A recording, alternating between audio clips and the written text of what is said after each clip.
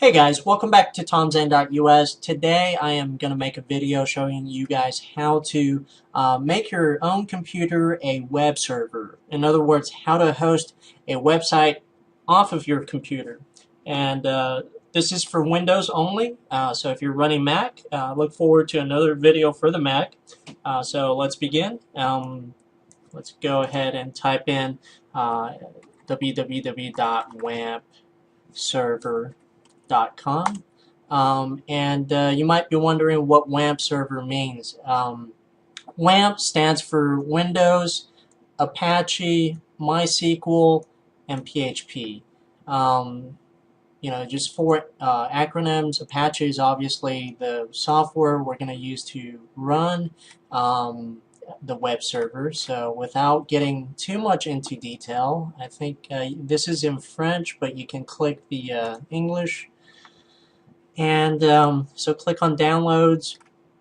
And notice there are two versions. If you're 32-bit, click this. If you're 64, click this. And so since I already have it installed, I'm running a 64. And by the way, to distinguish 32 from 64, it's basically if you have 4 gigs of RAM or more, you're probably running 64-bit Windows. But if you're running less than 4 gigs, you're probably 32.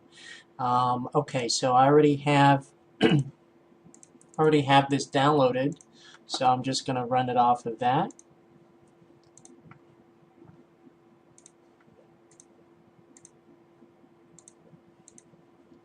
And notice it's going to install to your C drive /WAMP. And I do want a quick launch, but that's optional.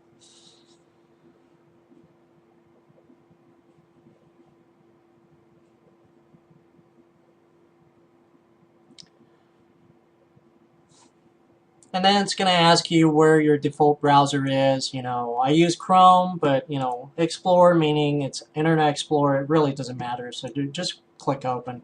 And would you like to install the new WAMP to homepage? Click yes. It really doesn't matter. And this just leave it as default. And so you can have the option of launching WAMP Server 2 now or later. We're going to launch it now. And notice now there is this little icon green, meaning it is should be online. So one of the things I like to do, because now we have to set the password for the MySQL database. This is assuming you don't have MySQL Server already installed in your computer.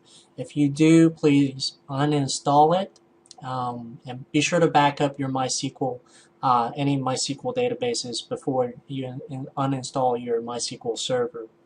So assuming you have you don't have any MySQL Server on your computer, click Stop All Services. And then click again, and then under MySQL, click on, move over to Service, and then click on Start Resume Service. And this will change to yellowish. And now basically what you do now is go to your Start button, and in the little text box type in CMD, and then click on this command prompt right here, and then navigate into your installation directory. For us, it was C /XAMP. So now I would have to change my directory.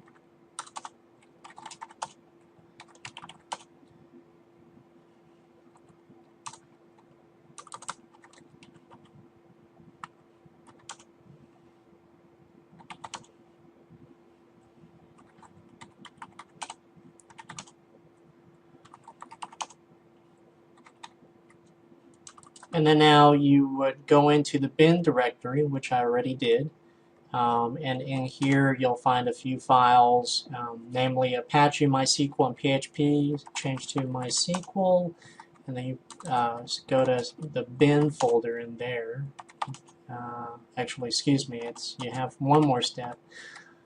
let's see, cd MySQL 5.1.53, and then you go to the bin folder, and there's a lot of executables. What we're going to do is do this command, and now you're in the MySQL console. So what you want to do now is you want to use, there's a database already in there that manages all the user and passwords and stuff like that. It's called MySQL database. So we're going to use the command use MySQL. Remember, also put the semicolon after each command, because that's how MySQL operates. And so now you want to select everything from users, or is it just user? Yeah, there we go.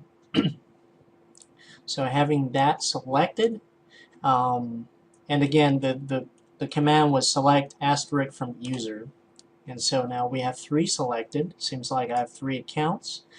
And by the way, it looks a little bit weird, and you can change that by adding the \G, but either way will work. And now you want to use this command.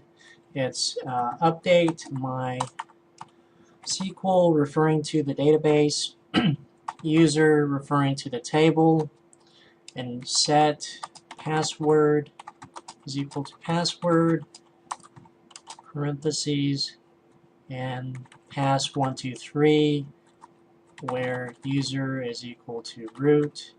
And the pass123 is basically where you're going to set your MySQL password for your root account, which is your admin account. And so 2 affected. Okay, so now we want to flush privileges and type exit and exit out of that. And so now start all services, and now you can click on localhost. It will show you basically some of the basic information, you know, the Apache version, PHP version, any extensions, MySQL, but these are kind of irrelevant. You want to make sure your PHP MyAdmin, it's where you basically where you, it's the software you use to, you know, add database, add tables, stuff like that. It's the software you use to manage your database.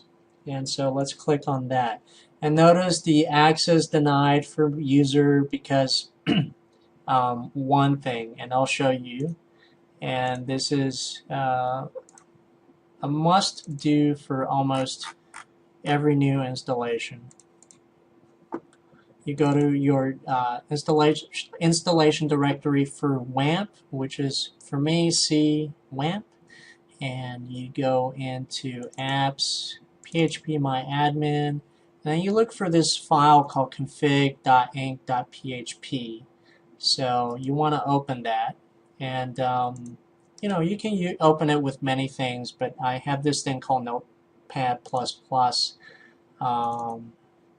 So I'm gonna open that here, and okay, so notice, you know, these are the configurations. So you want to look for this thing called password, and basically right now it's set to nothing, but your password is now pass123. And then once you add that, save it, and then after you save it, try to reload this page again, and voila, you have successfully logged into your PHP MyAdmin. And in order, see, if you try localhost right now, it loads up this page. You can change this. All of your HT documents is located in WAMP www folder. So, you know, I can change something. Let's see, let me edit this. I can just say it works, and there you go. It loads up that, And the rest of all of this is after you get this set up, you'll see it's the green icon. And for some reason, the status says server offline, but you look for the little green icon. And so after this, it's pretty much very much like a FTP server. If you guys used that before, basically your C, WAMP, www folder is your root directory, and whatever you put in there is going to show up at your default localhost. And you might be wondering, well, how can I say, get a domain name and, say myname.com, myname.com, and get it, after people go to myname.com, it gets directed to my computer. I will have a short tutorial on that, so look for that. So anyways, hope you guys found this video to be quite useful. Please post any comments you may have to this video, and also please do subscribe and check out my other videos. So thanks again. That's all for me now. Look forward to my future videos. Thanks, and I'll see you here next time at tomzane.us. Thanks.